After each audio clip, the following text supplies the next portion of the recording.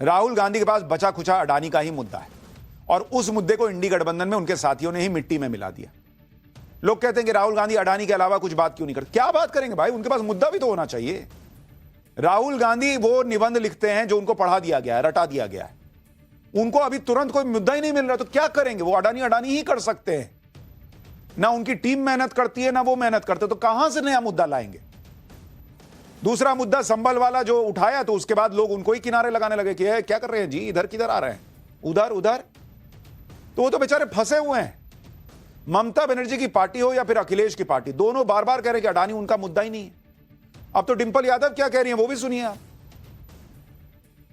ना हम सेरोस के मुद्दे के साथ है ना हम अडानी जी के मुद्दे के साथ है। तो मैं समझती हूँ सदन को चलना चाहिए, क्योंकि जो पूरा जो लोकसभा सत्र जो है विंटर सेशन है, तो मैं समझती हूँ कि हमें पूरी उम्मीद है कि दोनों पक्ष के लोग इसको चलाने में पूरी निष्ठुरता दिखाएंगे। राहुल गांधी को उनके साथी आईना दिखा रहे हैं, आईना देखने को तैयार ही नहीं, वो आईना ही फोड़ देते हैं फट। अडानी का मुद्दा पिट चुका है, बाकी जो भी मुद्दे हैं वो भी पिट रहे हैं, चाहे ईवीएम का मुद्दा हो या कुछ और। आज फिर से ईवीएम की बात इंडी गठबंधन ने उठा दी।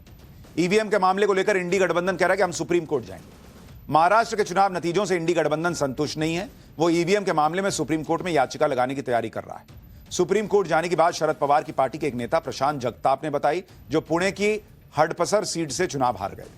ईवीएम के मामले में सुप्रीम कोर्ट जाने का फैसला शरद पवार, केजरीवाल और अभिषेक मनु सिंघवी की मीटिंग के बाद लिया गया। इंडी गठबंधन का आरोप है कि वो महाराष्ट्र का चुनाव इसलिए हार गए क्योंकि ईवीएम में बीजेपी के महायुति गठबंधन के फेवर में गड़बड़ी की गई। यानी ईवीएम को लेकर इनका रोना बंद नहीं हो रहा, जबकि ईवीएम पर बार बार सुप्रीम कोर्ट में इन्हें पटकिनी ही खाने को मिली। हाल में तो कोर्ट ने यह तक कह दिया था कि जब आप जीतते हो तो ईवीएम में गड़बड़ी नहीं होती, जब हार जाते हो तभी गड़बड़ी दिखती है।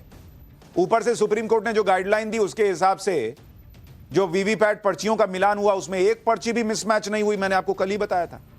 लेकिन ठीक है, जा रहे हैं सुप्रीम कोर्ट। अब इस पे सुनिए बीजेपी के संबित पात्रा क्या कह रहे हैं। मुझे तो बड़ा आश्चर्य लग रहा है कि कांग्रेस पार्टी बार बार सुप्रीम कोर्ट ईवीएम को लेकर जाती है और बार बार पटखनी खा के आती है। हर बार जब भी उसने इलेक्शन कमीशन को कोसा है, जब भी इलेक्शन कमीशन को सुप्रीम कोर्ट में खींचने की कोशिश की है, वहीं अगर फजीहत किसी की हुई है तो वो कांग्रेस पार्टी की हुई है। ये दिखाता है कि संविधान के प्रति कांग्रेस पार्टी के मन में सम्मान नहीं है। इसी तरह से आप देखिए कि ये लोग नीरव मोदी, मेहुल चोकसी का कितना नाम लेते थे कि नीरव मोदी, मेहुल चोकसी देश को चूना लगाकर भाग गए, मोदी ने भगा दिया, मोदी सरकार ने कुछ नहीं किया। जबकि आज ही खबर यह आई है कि बैंकों को चूना लगाकर विदेश भागे मेहुल चोकसी की संपत्तियों के खिलाफ मोदी सरकार ने बड़ा एक्शन लिया। ईडी ने बताया कि मेहुल चोकसी की संपत्ति को उन लोगों को लौटाया जा रहा है जो लोग मेहुल चोकसी के फ्रॉड से पीड़ित थे। ईडी ने मेहुल चोकसी की 2595 करोड़ रुपए की संपत्ति जब्त की थी, जिसके मोनेटाइजेशन की परमिशन कोर्ट ने दे दी थी।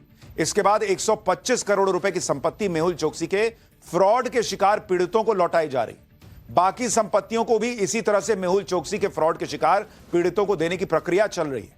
मेहुल चोकसी ने पीएनबी से 6000 करोड़ का फ्रॉड किया था और आईसीआईसीआई बैंक से भी लोन लिया था जिसका भुगतान नहीं किया। अब चोकसी जैसे लोगों की एक एक करके संपत्ति जब्त करके उन्हें बेचकर पाई पाई वसूली जा रही। विजय माल्या अलग रो रहा है कि जितना का मैंने घोटाला नहीं किया उससे ज्यादा की तो संपत्ति आपने जो है वो जब्त कर ली। नीरव मोदी का बुरा हाल है, मेहुल चोकसी का देखिए सूख के काटा हो गया भाई, ये हालत हो गई है। अब ये सब चूंकि कांग्रेस को ये सब कोई मुद्दा ही नहीं मिल रहा, अडानी अडानी कर रहे हैं, पता है कि वो चलेगा नहीं, तो क्या करें फ्रस्ट्रेशन में। तो एक काम करते हैं, जगदीप धनखड़ के खिलाफ अविश्वास प्रस्ताव लिया। एक तरफ इनके सारे मुद्दे खत्म हो रहे हैं, दूसरी तरफ इनके लोग खुद मान रहे हैं कि सरकार अच्छा काम कर रही है भाई।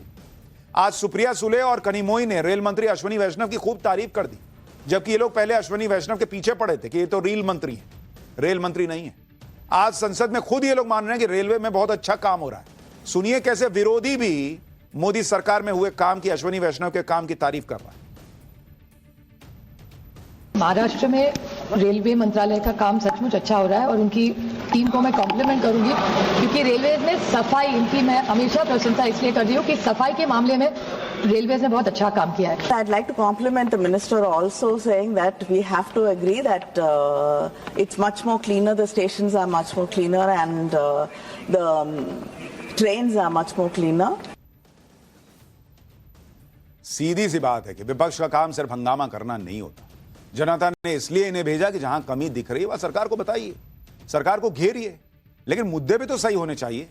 अगर फर्जी मुद्दे लेकर संसद ठप करा देंगे तो कौन साथ देगा? इसलिए इंडी गठबंधन खुद राहुल गांधी का साथ नहीं दे रहा, और राहुल गांधी भी अडानी अडानी करके इतना फंस गए हैं कि एकदम से अडानी का मुद्दा छोड़ नहीं सकते।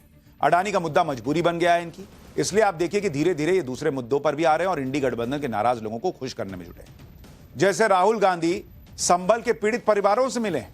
राहुल गांधी और प्रियंका वाड्रा संभल जा नहीं पाए, डीएम ने कहा कि आप 10 तारीख के बाद आ जाइए, तब नहीं गए। लेकिन संभल के लोगों को यहीं दिल्ली बुलाकर उनसे मिल लिए, जिससे कहने के लिए ना हो कि संभल की कोई बात जो है वो ये लोग नहीं कर रहे, और उधर अखिलेश यादव भी थोड़ा उनका भी मामला सेट रहे कि भाई देखिए नहीं हुआ। मुद्दों के दौड़ में पिछड़ती कांग्रेस को झटके पर झटके लग रहे हैं। आज अरविंद केजरीवाल ने भी कांग्रेस को करंट दे दिया। हरियाणा चुनाव में राहुल गांधी केजरीवाल से गठबंधन करने के लिए हाथ पैर मार रहे थे, लेकिन दिल्ली के चुनाव में केजरीवाल कांग्रेस को भाव नहीं दे रहे।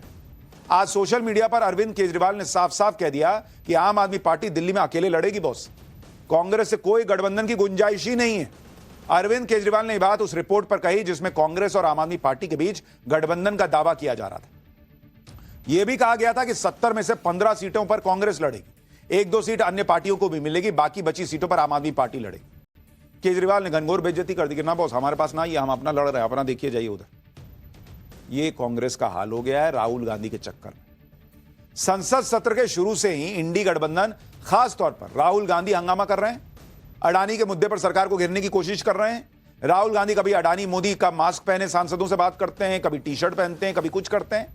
बीजेपी ने उनसे डबल भाषा में जवाब देना शुरू किया, जॉर्ज सोरोस और गांधी परिवार का कनेक्शन खंगालना शुरू किया, तो कांग्रेस बौखला गई कि अरे बाप रे बाप, ये तो उल्टा पड़ गया। तो ये लोग सभापति के पीछे पड़ गए कि कम से कम टॉपिक तो चेंज हो। अब तो अविश्वास प्रस्ताव का नोटिस देकर इंडी गठबंधन और फंस गया है। अविश्वास प्रस्ताव लाने से 14 दिन पहले नोटिस दिया जाता है, जबकि विंटर सेशन ही 20 दिसंबर तक चलना है। इसी से साफ है कि इंडी गठबंधन खुद अविश्वास प्रस्ताव को लेकर गंभीर नहीं है। इंडी गठबंधन के कई दलों से अविश्वास प्रस्ताव को लेकर चर्चा भी नहीं की गई है, जिससे अविश्वास प्रस्ताव पर इंडी गठबंधन के अंदर ही विरोध के सुर उठ रहे हैं। इंडी गठबंधन में पहले से लीडरशिप के मुद्दे पर लड़ाई ऑलरेडी चल रही है। अविश्वास प्रस्ताव के जरिए कांग्रेस यह मैसेज देना चाहती है कि वही इंडी गठबंधन की लीडर है। अब तक किसी भी उपराष्ट्रपति के खिलाफ अविश्वास प्रस्ताव नहीं लाया गया था। अगर जगदीप धनखड़ के खिलाफ अविश्वास प्रस्ताव सदन के पटल पर आया तो धनखड़ का नाम इतिहास में दर्ज हो जाएगा। यानी इंडी गठबंधन में जिस तरह का रायता फैल गया है, उससे ध्यान हटाने के लिए और उपराष्ट्रपति जगदीप धनखड़ पर दबाव बनाने के लिए यह अविश्वास प्रस्ताव का ड्रामा चल रहा है। खुद इंडी गठबंधन के नेता मान रहे भाई कि अविश्वास प्रस्ताव टिक नहीं पाएगा, लेकिन इससे उपराष्ट्रपति धनखड़ पर दबाव जरूर बनेगा। सुनिए इंडी गठबंधन के नेताओं को। हालांकि संख्या के बल पर ये पास नहीं होगा, लेकिन इस बात का तो होगा, इस बात तो माननीय सभापति को तो विचार करना होगा। आखिर वजह क्या है, कारण क्या है कि जिसको लेकर के हमारे खिलाफ अविश्वास प्रस्ताव। मुझे उम्मीद है कि माननीय सभापति जी माननीय सदस्यों को भावनाओं को परखते हुए और देशवासियों के हित के सवाल पर अपने रुख में बदलाव करेंगे।